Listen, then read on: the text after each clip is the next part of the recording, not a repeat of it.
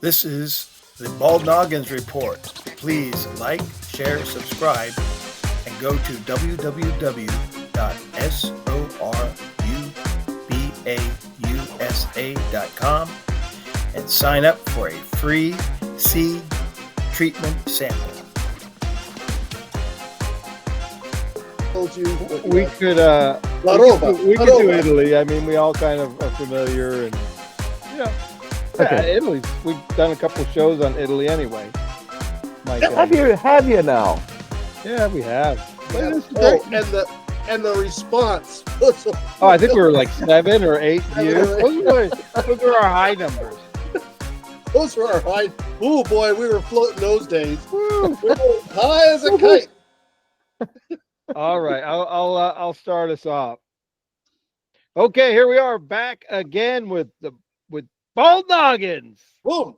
And Mike is sporting it today. And I'm representing for the boys today. Big time. I'm still in hiding over my big, bald huge, noggin. Huge time. I still haven't accepted the reality of my bald noggin. But today we've got a special guest. And I've avoided it. There you go. Today we have a special guest. He is number 3 of 8. Brother number 3 out of the 8 brothers of ours, of the Honan family. Mm-hmm. And so he gets to claim the 3rd spot, the bronze medal in birthing. And he also has spent, 2 years overseas doing the expat thing in Italy. Yes. Kind of doing the retirement thing. So he's got a wealth of knowledge there. I think that will really be our main thrust here, is talk a little bit about the Italian adventure. But he's also a successful entrepreneur, has his own business in the Chicago area, raised a family of 5 great women, and he's married to a great woman. So yeah, it's special times. Special. So I'm gonna we're renaming him Special Ed. So Mike is going to give his input here. I guess he's got a secret, super hardball question. He's just queued up. And I've been waiting for this. When we were younger, I don't know if I told our listening audiences. Stephen grabbed me, put me in front of the mirror, and said, "Do you want to see yourself die?" And you started choking me. I actually passed out. So what was it like to see yourself die? It wasn't all that great.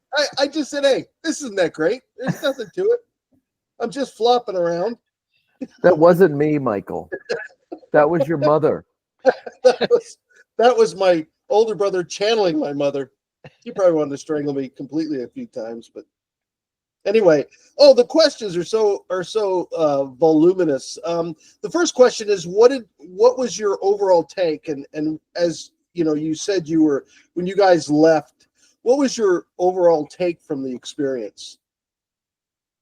And I know that's probably the final question I should ask, but and I know you had a lot of mixed emotions, but after doing it for you guys were there for 2 full years, 2.5, almost 2.5 years. Yeah. So we moved to a medieval mountain town, about an hour northeast of Naples. It has they call it the Castello, but it's a castle, but it's actually more of a fortress. It's like a box on the hill, on the side of a mountain. The castle was built in 1043, so it's an old town, and its claim to fame is that I think around 2012, this woman had moved from Scotland to Guardia, and she had a friend who was somehow connected with house hunters, and so house hunters came to Guardia. It's actually Guardia San Framondi, and they did 4 shows there. So it's a town of 5,000. It has a medieval district surrounding the castle that's 1,000 years old, or some of it's 800, 600 years old, whatever. And so it attracted a lot of attention. And so it had there were South Africans and Brits and Australians and Canadians and Americans that had moved there because the real estate was so cheap. And so I'm assuming that, honestly, I don't know how we found out about it, but we were scheduled to go in, I want to say April of 2020, and COVID hit. Right. So we had actually FaceTimed with a woman there. I just Googled on Facebook trying to find people who lived there. And we met up with a couple of people and they told us about it and said it was very inexpensive to live there. And so we couldn't go in April of 2020. Then we were supposed to go in the fall of 2020. That didn't work. We ended up having to wait until June of 21. And we were actually on the first, what they called the first COVID-free, supposedly. They were flight. still pretty uptight. Yeah, the COVID flight from Chicago to Rome. And we had arranged for one of the local shuttle guys to pick us up in Rome and drive us to Guardia. And so it was a little bit of anticlimactic. We had arranged for an Airbnb, but everything had been basically abandoned for almost 2 years. Italy was on total lockdown for well over a year. I mean, you couldn't go to the grocery store without a special pass. You couldn't take your dog for a walk. I mean, it was a lot crazier than here. So we got there in June of 21. I'm actually trying to remember. So we had an Airbnb, but it hadn't been opened up, and the water was brown from the hot water tanks and anything. So we called and said, we can't do this. The lady said, fine, no problem. We went and stayed with the guy who picked us up in Rome, had a little B&B. So we stayed there, went downstairs. We went to the Airbnb, and there was a group of people sitting down there, all speaking English. And we were just bedazzled by how fun this was. Met all these Americans, Canadians, Brits. And one woman said, well, I've got a place that's sitting empty. You can furnish, So we went there, and we just kind of got wrapped up in the magic of it. Yeah. Which, it was pretty cool. Yeah. And what's that? I was just going to throw in, as far as if a couple retires, doing the expat thing, going to another country is actually a lot of fun, even if you don't know the language, just like you're saying, Kim and I kind of did it in Ghana and stuff. It really is interesting, and there's always something going on because you're always lost and you don't understand what's going on. So I would encourage anyone who has the extra cash just to try it out. I was talking with a friend of mine from Georgia last night, and he was saying that he's going to go, him and his wife are going to go and live in Rome and Trastevere for 6 months. And I said, oh man, I said, you got to do it, especially Rome, and especially Trastevere. And I think that's one thing that I would say to people, that if you're going to, and I mean, I have a very limited experience, but just going back after living there when we were younger, you really want to go where you have a group of people that at least speaks English that you can connect with. I mean, if you're really crazy and not crazy, but if you're really serious, go to a place like, I was looking at some of these towns in Sicily where they have really cheap houses and stuff. And I was thinking, now that would be, one of these mountain towns, kind of like what you did, Steve, where there's limited people that speak English. You would learn Italian so much faster because you would be forced. And I think that's a thing. The downside, if you do really want to use and learn a new language, go someplace where there aren't a lot of English speakers, because you'll learn faster. But still, you want to have some people to connect with, and because boy, that would really feel isolating, I think. I don't think people realize the culture shock of going somewhere, from the suburbs Oh to yeah, southern anyway, Italy. yeah. I mean, you lived in Naples for what, 2 or 3 years? You and Yeah. Scap down there at the Yeah. naval base. So you had quite a bit of experience, and of course you and your wife have been going almost every year for years. For a long time. Yeah. So, but it's different. It's different Sure. when you're on vacation and Right. when you're living there and you have to, go to the grocery store and figure out Right. how to say, I need a screw that fits in the handle of the frying pan that broke. and they sing back the song, "Put your hand in the hand of the man who sailed the In water." Italian. In Italian. I mean, you recognize the tune, but the words, they just fly right over your head. Sorry. If I had to do it over again, I would do as you said, Mike. I would move to a town where I had to learn Italian, Right. and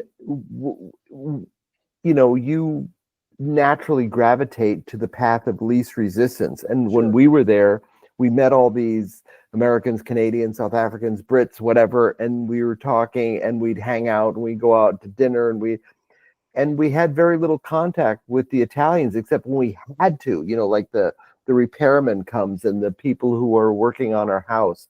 And But those things take time anyway. I mean, to be fair, I mean, it takes time to get to know people. And when we were there with you, I mean, I felt like you were communicating well, and you were getting along. We were hanging out with this guy that was driving. I can't remember his name. The guy that was driving us around. Oh, Pasquale. No, not Pasquale. Umberto. When he was driving us around, I mean, he spoke zero Yes. English, and they were able to communicate and between the two of them. And I felt like I gave up speaking Italian in like Rome because I could make myself understood with what I wanted, but they automatically thought that I spoke much better. I couldn't understand anything they responded with. Almost, you know what I mean? I thought you did, so you were doing amazing. You. Well, thank you, but I mean, I felt like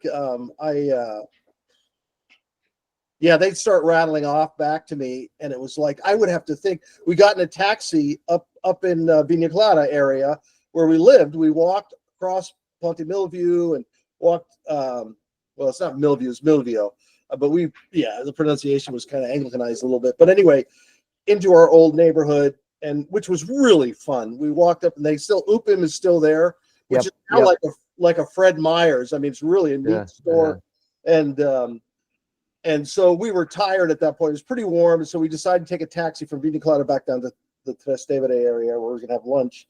And so I'm in the cab talking to this guy.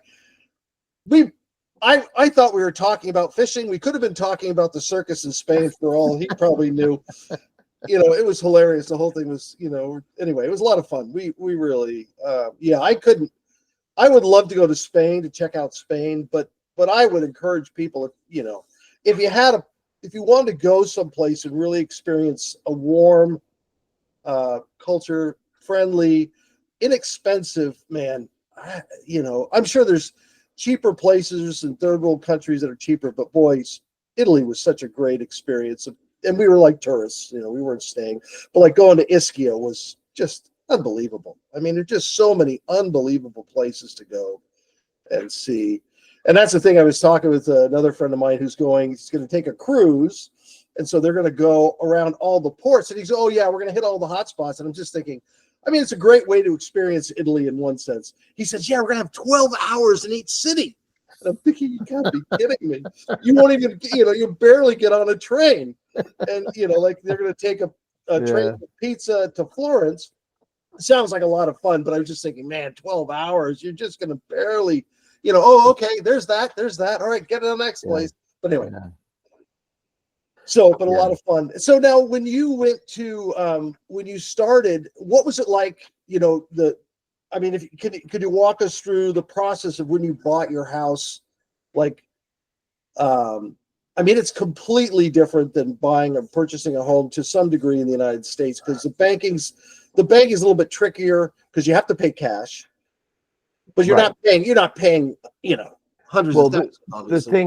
The thing that worked in our favor was, so we went in June, and um, in the town where we are, there are two guys that sell real estate to the Americans. The one guy, Pasquale, who picked us up at the airport, he was leaving on vacation the day after we got there. Right. So he was out of the picture. The only other guy that that was going to help us, his son played the real estate agent on the House Hunters shows. Was that Benny guy? Yes, Benny. Yeah. And so Roberto, his father, Benny's father, we had 3 stipulations. We don't want a renovation. It has to have a terrace and 2 bedrooms, 2 bathrooms, big enough for us. So when we were there the first time, when we first arrived, we looked at 13 properties. They were all ruins, nothing that we were looking for. But he was just trying to sell us properties that his son could renovate for us. Right. So that didn't work. And then when we came back, we got an email from Pasquale, and it was the place that we bought, and it was owned by an American. And so we were able to do the transactions in the US, and then we went to Italy and signed and worked with the the notaio, which is sort of like a title company notary combined together, and they do the whole thing. And it was actually very easy. And I mean, I think when you're there, like when we were trying to buy our place, obviously we had short amount of time, and it just did not. It was just anyway, it didn't work. And we were busy, we were right. And I think you have to be there, to do it. To do it remotely, I guess it could work, but it's a little more tricky to signing up logistically. So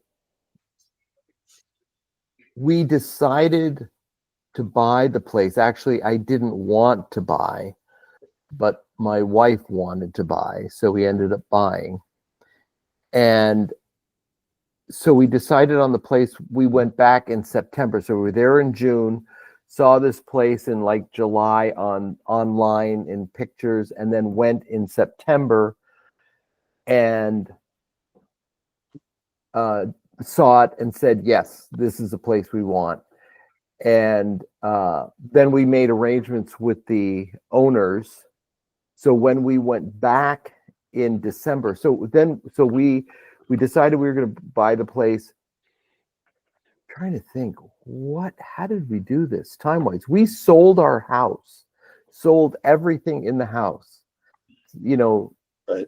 40, what was that? That was in 20, it was like 40 years of accumulation. Yeah. Got rid of everything. Wow. I think I would advise people to not do that. Yeah, you're kind of burning your bridges. And I think it all depends on your situation, but yeah. Right. But it's all worked out for us very beautifully. And I don't know that it does that typically, but so we literally left Chicago on December 1st, 2021, arrived in, and and I would just say there's all of this stuff. There's a God factor in all of this, which changed everything. Normally, we met people in our town that got people to work, locals to work on their apartment, and 5 years later, it's still not done. Yeah. And it's just like these disasters. So we arrived we left on the 1st, and literally, because it's an overnight flight, you arrive on the 2nd. We arrived in Guardia on the 2nd. That next day, I think we were at the market. Every Sunday in Guardia, they have an outdoor market, and everybody's there, and you kind of go out and socialize. And we met this woman who was Australian and had married an Italian and lived in Guardia. And she said, we told her what we were doing. Wonderful lady, Cinzia Del Vecchio, and she said, I'm going to give you the name of my carpenters, my painters, my plumbers, everybody that she works with. And she said, they don't do a good job. They're going to have to answer to me. So, and then we had we weren't doing major renovations. We were redoing a bathroom and then some painting and minor stuff. And so we moved into our house on December 31st. So a little over 3 weeks, had the bathroom jackhammered out. Oh, wow. Replaced all the tile, all the fixtures, had the entire house painted. I tore out all this wood, did all kinds of crazy stuff. But literally in a little over 3 weeks, which is unheard of in this town. And when you say house, kind of like in Mike's background, he's got a door in the wall. I mean, that's that's exactly. You're right. This is kind of almost. I mean, obviously not the lights, but it's like an alley, and this is the opulent surroundings that I'm in. Of course, much grander than most people are able to afford. But you're talking about an alley, maybe 8 feet wide, possibly, yeah, if that. And I mean, it's really walking up to it is so cool because everything about it just speaks of like a different world, than what we're used to in the United States. It's like 1,000 years old. I mean, this is one of the things that, and the cool part is, so when the house hunters came in, the historic district was literally caving in. It still is. And it is, but not as bad. Right. But they went in and put lighting through the whole historic district. So literally you could walk through there at any time of night or day. If without the lighting, there's no way you could live there, really. I mean, it would be awkward. But the fun part was, like, we would go out at night, and if Anne would go home by herself, she would walk home. And then I would be walking home at night walking down these little tiny alleyways and whatever, thinking people have been doing this for 1,000 years. And you can't even comprehend the time frame. It's like, it's just too much time. Yeah. Not 100 years or 150, try 1,000. Yeah. I can't even try it. I tried. Mike, don't even try it. Don't I try tried. But anyway, so we got our house mostly done, and then we were shopping for we replaced most of the furniture and just setting up another house. And it was, so the good thing now, I think in today's world, the translator, Google Translate, is amazing. Yeah. It just, you can have a conversation with somebody and with your phone, and they talk into your phone, it says, and then you talk into it, says and you can, but it's still a little unnerving. When we first got there, I was at, God bless the Italians. God bless them. They live a very molto tranquille. Their life is very quiet, slow. except when they get behind the wheel of a car. When they get behind the wheel of a car, it's like transformation. It's like turning into a werewolf. Yeah. All of a sudden they grow long fingernails, they get real hairy.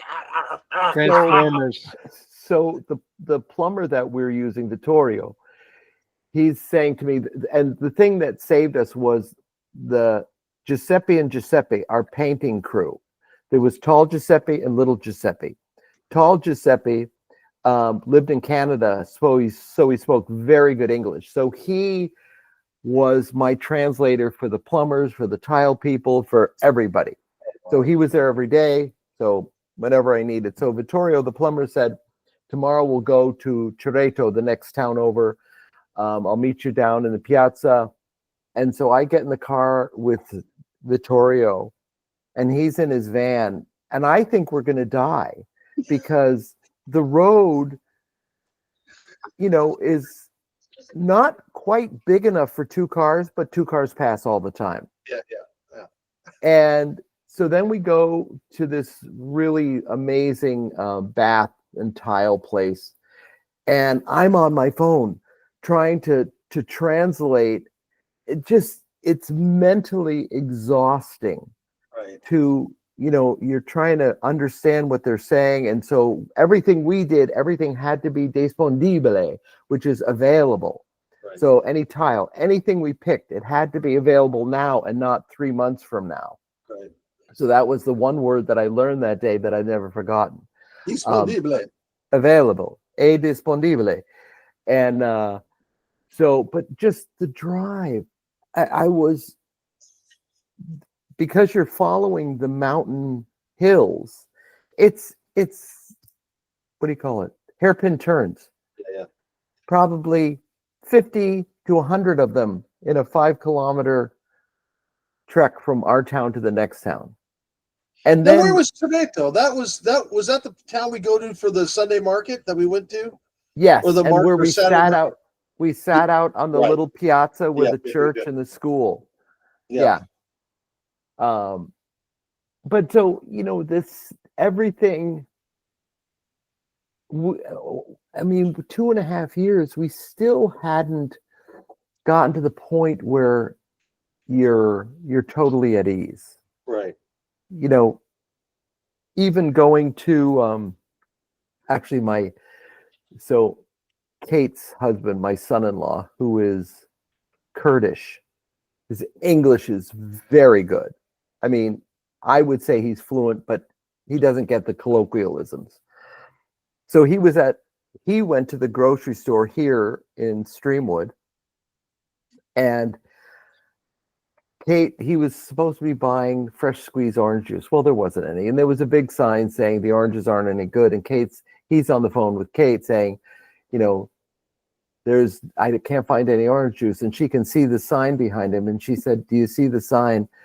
And he said, yes, and I totally got it, where you go into these situations and you're trying to understand everything, but you're not thinking you're thinking in your language of origin and not in the new language. Right. And so everything just gets, and just going to the grocery store and trying to, when the cashier, it was always a race. They would try and move the stuff through the line so fast that there was no way that you could possibly put this stuff in a bag faster than they were scanning through the scan. And then they would say the amount even faster, and you're like, I'm trying to put the stuff in the bag, and then trying to go. Anyway, it was a wonderful experience, because I think, especially when you're older, you need stuff to knock you out of your complacent world. And that's what the wine is for. That's what the wine is for. Knock you out of your complacent. No, that's just to knock you out. There's always that. That's that too. But it was an amazing experience, and just so we had this is an interesting story. So we had some friends of ours had an Italian class that they conducted at one of the local cafes. But what they did is they had it was an Italian class for Italians wanting to learn English, and for English speakers that wanted to learn Italian. So you're sitting at a table, half Italians, half English speakers. And so somehow this young couple comes in, and they spoke perfect English. And I was like, so where are you from? And they said, we're from the Faroe Islands. I was like, where? Yeah. What? I mean, I've never heard of it. I've heard of them, but I don't know where they are. So I said, so they speak English in the Faroe Islands? They said, no, we speak Faroese. I was like, I've never heard of that language before. So you're just exposed to this world that, it's here you've got, the French, the Italians, the Germans, and, the normal Japanese, Chinese, whatever. But there's these abnormal hundreds. people on the Faroe Islands. Right. So I was saying to them, just stuff that bends your mind. I've never heard of this. I did not know this country existed. I did not know this language existed. Where we are in the Chicago suburbs, you just don't run into this thing, in the normal course of going to the market or going for a class or whatever. It was a really mind-bending, mind-expanding experience. And actually, I think after a while, we just kind of got worn out, where it's just too much. Now, if I had to do it over again, and we were going to decide, I would move to a town where no one spoke English, and I have my translator, and I would have to learn. So when I went out and I wanted to meet somebody in a cafe, we would speak Italian or whatever. I would have learned it in 2 months. But because we never had to do it. Yeah. I was, and I don't know if Chris, how long you were there too? You were there for what? A few days or? We visited Steve with 2 days with Steve and Ann. Yeah. We had spent 1 week in Rome. Yeah. And I was surprised on everywhere we went, we were running into, and I know the expat community is not large there, but there was enough people where it seemed like, where to go somewhere, like, I can't remember, Steve met his friend Carlos at a little place up in the town center, and I think Kathy and I had walked around and then come up the other side, and so Steve is standing there with this guy who looks Italian, and he technically was, and so I go up thinking I'm meeting an Italian guy, so I go, I say hello and find out Carlos doesn't speak any Italian. But he did. He looked the part, man. He had the chain. He dressed really to the nines all the time. Yeah. He was a great guy. What a fun. Well, his father immigrated to South Africa. Right, from Italy. And did he come from? He didn't come from Guardia. No. He came from somewhere down south. Right. I can't remember where it was, but became a very successful restaurateur in South Africa. Oh. And but the political climate in South Africa was just, I think they were robbed at gunpoint with the threat of being shot like 4 times. Wow. And they basically emptied their house, and they just said, we can't do it anymore. So they moved up to Guardia, and they'd been there but my Italian was much better than Carlos, and he'd been there for 6 years. Yeah. And I think that was, this is a hilarious story. So, Chris, tell the story. You guys, so I wasn't familiar with this place, but when we lived when we moved to Naples, I had just graduated from high school and I was 18 at the time, turned 19 when we lived in Naples, and then I left. But Chris and Tom lived there for what, another 6-8 years? Yeah, a total of I lived there for 8 years total. Yeah, and so tell the story of Tom going to the restaurant and they got robbed in Corto. This is hilarious. Yeah, and just for those who are viewing, I mean, all 3 of us that you see here on this call all had lived in Italy for a period of time. I guess I had lived there the longest, 8 years as a child through high school. Mike was there for high school, and then Steve was in the Navy for 2 years. Stationed in Naples. So yes, we have an experience prior to doing the expat thing. But we're just young high schoolers at the time, and there was a restaurant that we would frequent as high schoolers, and there was no drinking age. So we would have a few beers, we'd go out, and there was this very small, quaint. They were 10 and 11. We were high school. All right. That's a different story. Oh, totally different. Yeah, go You're ahead. digressing, Michael. I know. So anyways, Tom goes with a buddy of his. I didn't go that night, and they were up there having a beer. And in this small room kind of off to the side, the old Italian men would go in there and gamble. They played cards and, for money. And later in the night, I guess one or two guys with a gun decided to make some cash. They went in to rob the old men of their poker money. And what they did is they got everybody who was in the restaurant. It was like maybe a total of 6 people, 4 guys playing cards, Tom and his friend, and the cashier or the waiter. I mean, so they get them all in the same room. They're all like, shoulder to shoulder, 2 rows.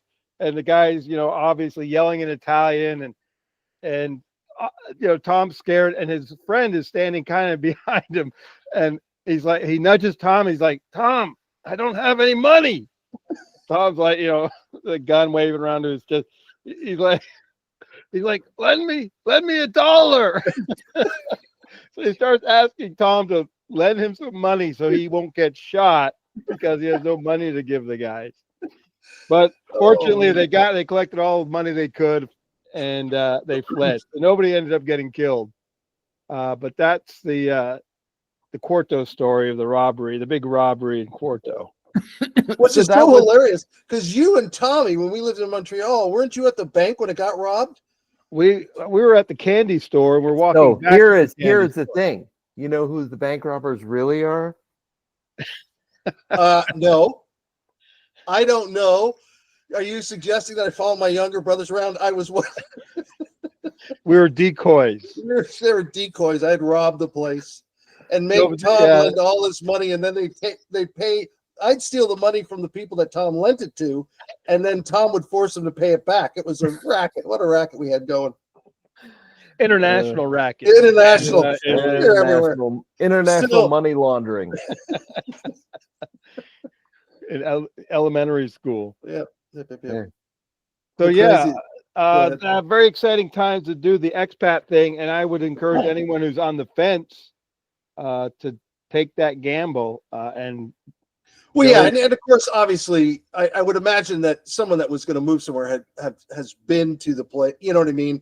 Obviously, you wouldn't just go someplace you had no knowledge of, but maybe you could. I don't know. Yeah, we did the. My son did Nicaragua, and I'd been to Africa, but never to Ghana. But my son had done Nicaragua, and I visited him a couple times, and stayed like 2 or 3 months.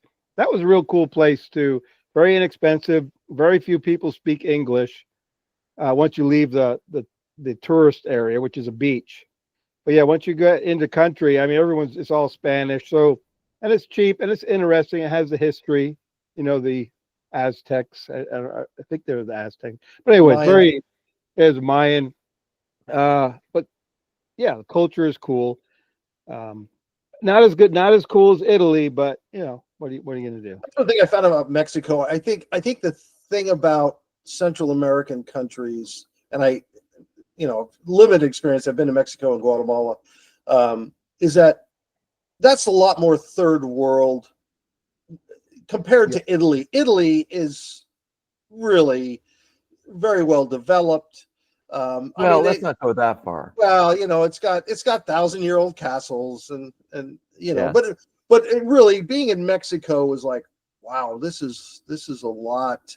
Because we went to part of to the old part of town, and in the north side of town is where all the Americans usually stay. It's a lot nicer, a lot more modern.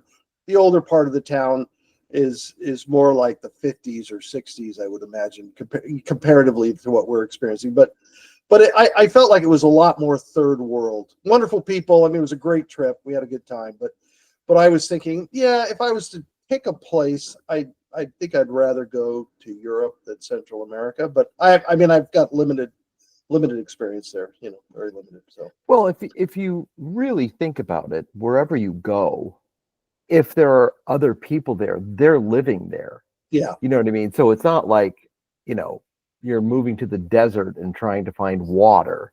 Yeah, But the amazing thing moving there, was that a couple of years ago, 3 years ago, was the internet. They're a lot more, I would say, technologically advanced than we are in the States. Everybody has cell phones.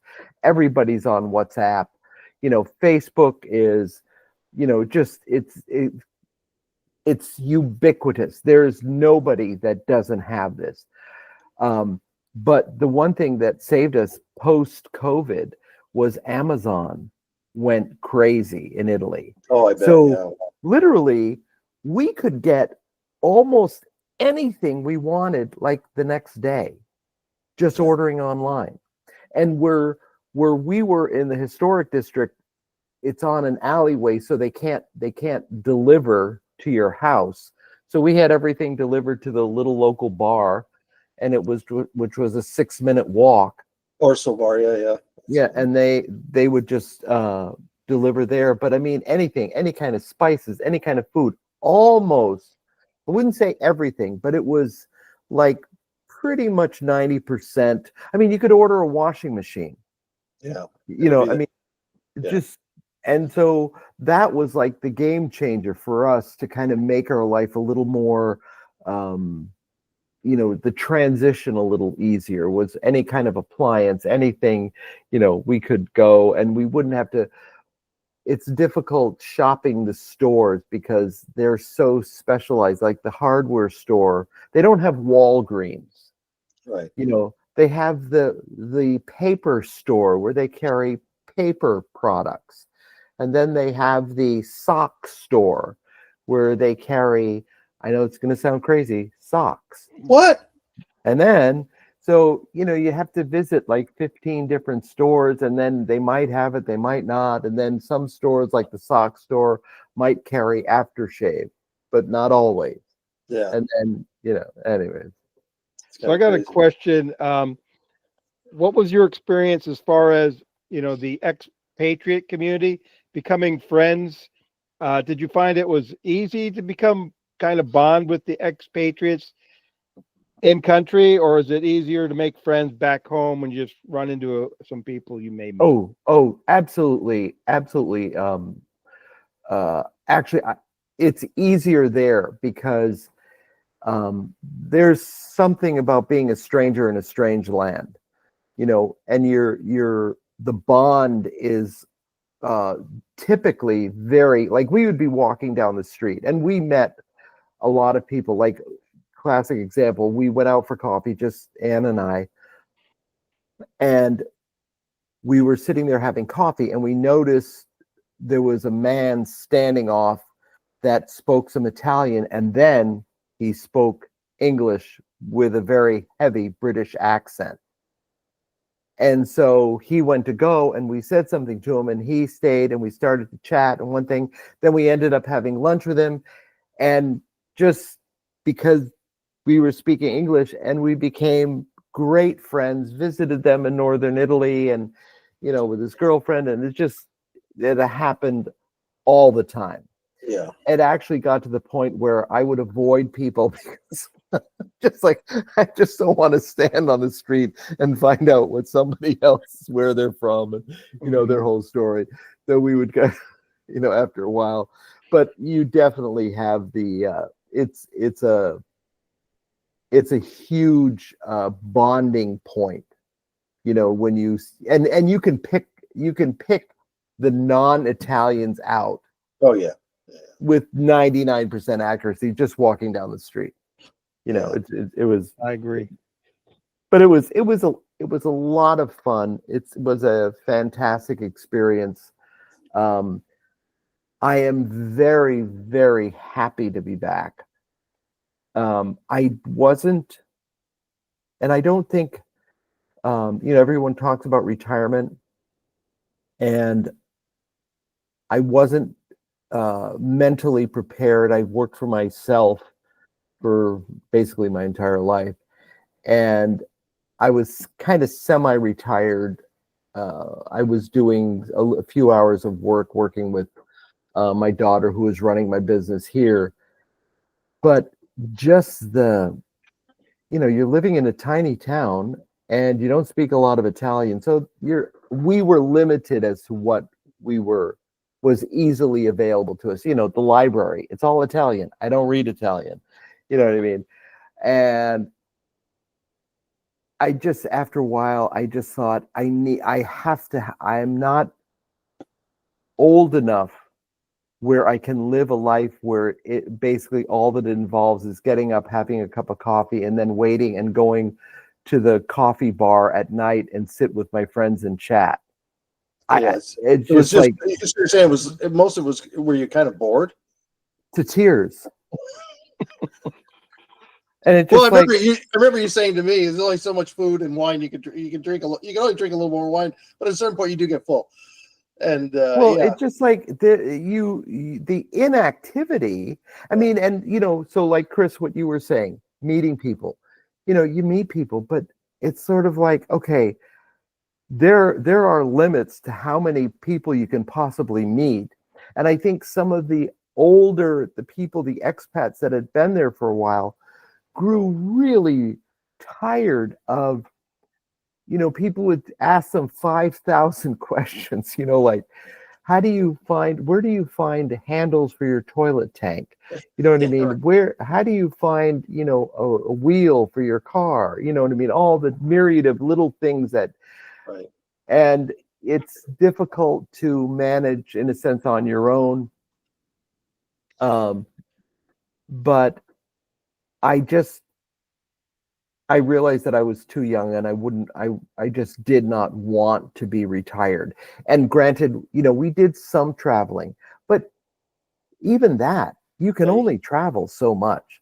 I mean, where it's sort of like, another hotel, another museum. Yeah, this is really great. Let's go get a cup of coffee or a glass of wine. And, it just, I mean, you almost have to have like at least something to do, some sort of hobby, some sort of, where you can engage yourself most of the time. And I think I was thinking about this, and it was interesting when as you guys were leaving, you got involved with that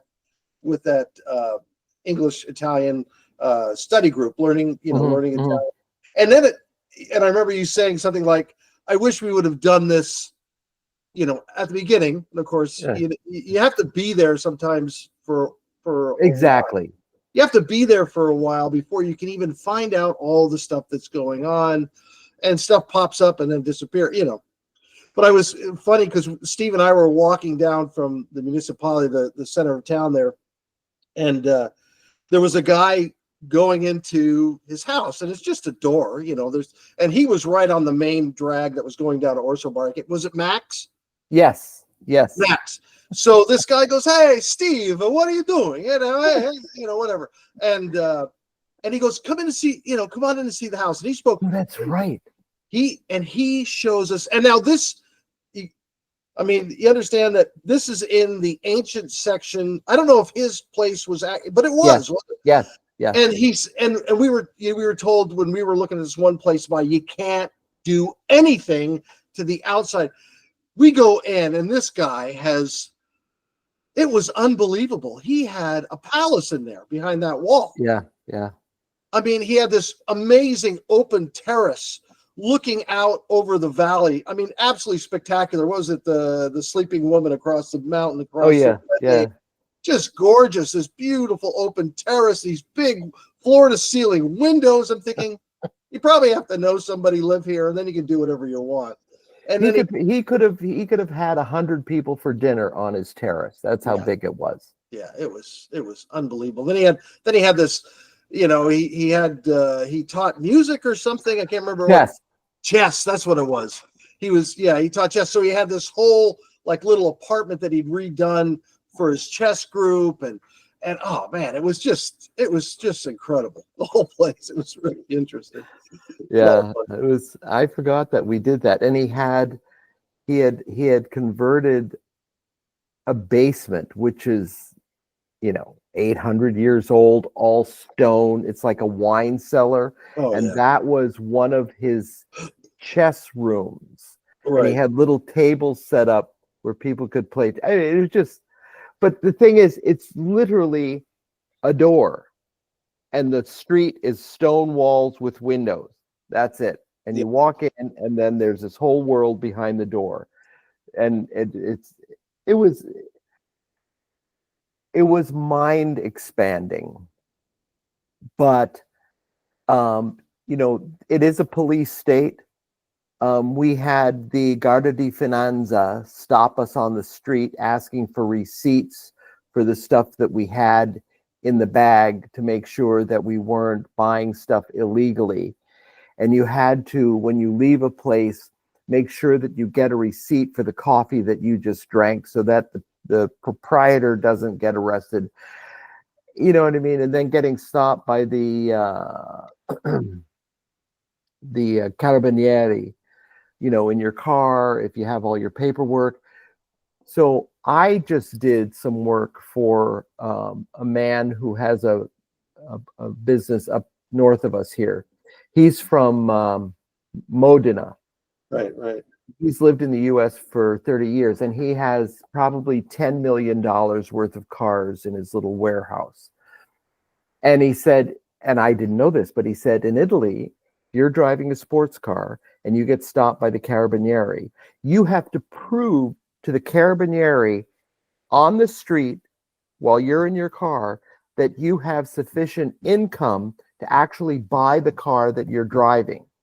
And if you can't prove that to the carabinieri on the street, they report you to the Guardia di Finanza, and they investigate you to make sure that, because he said if you're driving a sports car or a luxury car, most likely you're a drug lord or mafia or whatever. It's on the end. He's on the end. He used to actually collect the cigarettes from the speedboats in Naples. Yeah, I think the statute of limitations has expired on that. I don't know, Chris. I don't know. I've called them a couple times. They say they're looking into it, so I don't know. I'm hoping there's a reward, but even if there isn't, I'm still willing to. Anyway, yeah. Tell Chris. I mean, that's. Well, we used to just run, cigarettes in Naples from the guys in the car. You run down to the boat that comes in at midnight, little speedboat, and they start handing off cartons of cigarette, and you run up, throw them in the trunk of the car. So you're just, as we're teenagers, high schoolers doing sprints on the beach back and forth. Are you buying them or no? We're just moving them for the mafia. He was just a thug for the mafia. You're the runner. You're just moving the. So you're just typical high school activities. After school activities. It looks like kids running around playing on the beach, I guess, to the police. I mean, the stuff that Chris's story is about, the stuff he was doing there, it's just hilarious. Was this by Kume? This was in Pozzuoli. Is actually yeah. Well, remember when I don't know if you were, Steve, you were gone at this point, but when we moved to Naples, and we moved into this Parco Azzurro, which was by Kuma. I don't know if you across were there, the street, the Domiziana. Right. And so all of a sudden, somehow, of course, Dad's working with the consulate, and this guy Tony somehow shows up, and he'd show up in a taxi, and the taxi was driven by his brother-in-law or cousin or something, and Tony would be in the back, and he was this chunky old Italian guy, and he would show up with like little boxes, like a 2x2 box of fresh tuna and calamari and whatever they were fishing, and he'd bring it to Dad. And then he invited us down. We went to lunch. I don't know if you remember that, Chris. We went down to Baia, went to lunch in Baia. And the Baia means the bay. Yeah, the bay, but it was a little town, I think just north of Pozzuoli, right? Or real close to Pozzuoli. Okay. Anyway, and so we go to this guy's house. We have lunch there, take a walk, just hanging out with Tony and the family. Well, it turns out that Tony was pretty well connected, I guess. And he was trying to get all kinds of favors from Dad, and Dad probably just had to tell him, no, I can't do anything. And then he tried to kill Dad. Well, when Dad, you've heard the story, when Dad retired, because he began investigating a lot of the guys, they were, going back and forth to the United States and all this stuff. Dad began to investigate some of these people that were, I don't know what they were doing, but Bill was working for him at the time. But when Dad, for Dad or the mafia? Bill was probably working for the mafia. Watching probably. Bill was Dad's man on the inside or whatever. Dad gets back to the United States and gets a telegram. And it says, "Hey, John Honan, hope you enjoyed retirement. from the boys in Baltimore. And Bill's looking at this telegram and he goes, Connie, what does this look like? And she goes, that looks like a threat. Just the way it was worded. I can't remember how it was worded, but so I think enjoy swimming with the fishes. Swimming with the fishes. Yeah. Baltimore. Don't go to Baltimore. Yeah, pretty crazy. It was Naples, Rome. I can't say I ever really felt really that safe in Rome because, people would try to pick fights with you because you were American. I think I felt a little bit more unsafe in Rome. Looking back, I don't think anybody would have killed anybody. I don't think I ever, but Naples felt rough. I mean, it was, It still is. It still is. Yeah, I know. It didn't feel as, of course I was only there for an afternoon. We kind of passed through 2 times, but it would have been fun to go back up. But it's still, even, this guy that I was working for here, this Italian, right. I said, we live down near Naples. And he said, Naples is a different world. It's just, it's not even Italy, really. And so one day I'm driving out of the bigger town next to us back to our little town, and I'm behind a semi. And he has a bumper sticker, and it said in Italian, I'm not Italian, I'm Neapolitan. And that's exactly, it's so, the lines, the people in our town, which is just an hour outside of Naples, they hate the Neapolitans because they're uncouth, they're loud, they're just, no manners, like whatever. Here in the United States, don't mess with Texas. Texas has got that reputation. This is like Texas on steroids. Oh yeah, not the cows and the horses. I guess I would say stuff because that was my experience in Naples, and every time I said, people just look at me like or respond very negatively that they didn't like the connection with anything from Naples. I remember the story. Tom, our youngest brother, when he was up in Seattle, when he moved to Seattle, ran into some Italians and in a grocery store up in Seattle, and started chatting with very nice people. And they said, oh, where are you from? He goes, I grew up in Naples. And it was like everything changed. They didn't want anything to do with them. It was like, so if you do go into retirement and leave the country, don't go to Naples. That's what the whole story. Well, honestly, it's an absolutely fascinating city. Oh yeah. And we were just walking through, just stunning. And then one time I can't even remember how, but we went to the Basilico, which is like the upper mountain that surrounds the city of Naples. What a fabulous place. Department stores and restaurants and tree-lined streets, and everybody's out for a stroll. It's like the aristocrats of Naples live up here. All the poor people live down here. But it was the architecture and like when we went to Ischia, you go to the Porto and you take the boat, and and so when Kate came to visit with the guy who works for me and his girlfriend last year, I told them to go to Ischia, and he said, Ischia was just hands down the best part of the trip. Yeah, and magical. Rome and whatever, but it just but most people go to Capri, or Capri as they say in Italian. But these little, and then one time we went to Narni, which well, Narni is the inspiration behind C.S. Lewis's Narnia. Oh wow. There you go. Castle, literally the castle is on the top of the hill.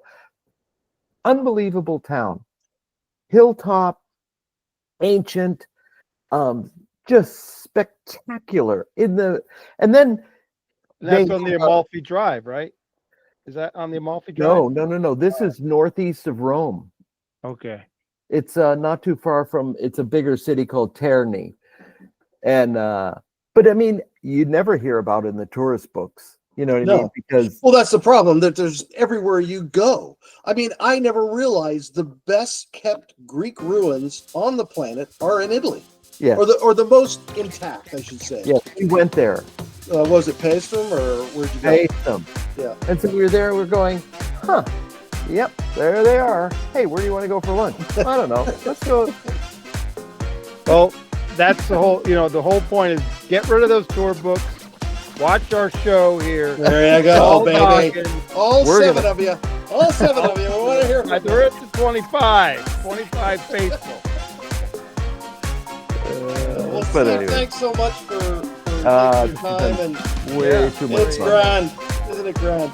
Thanks so grand. much for taking your time. We'll do that. We'll do this again. I mean, I was We telling. got a lot of Italian stories. We've got a lot of brothers. We're going to work through the. We'll do it again if we get more than 4 views.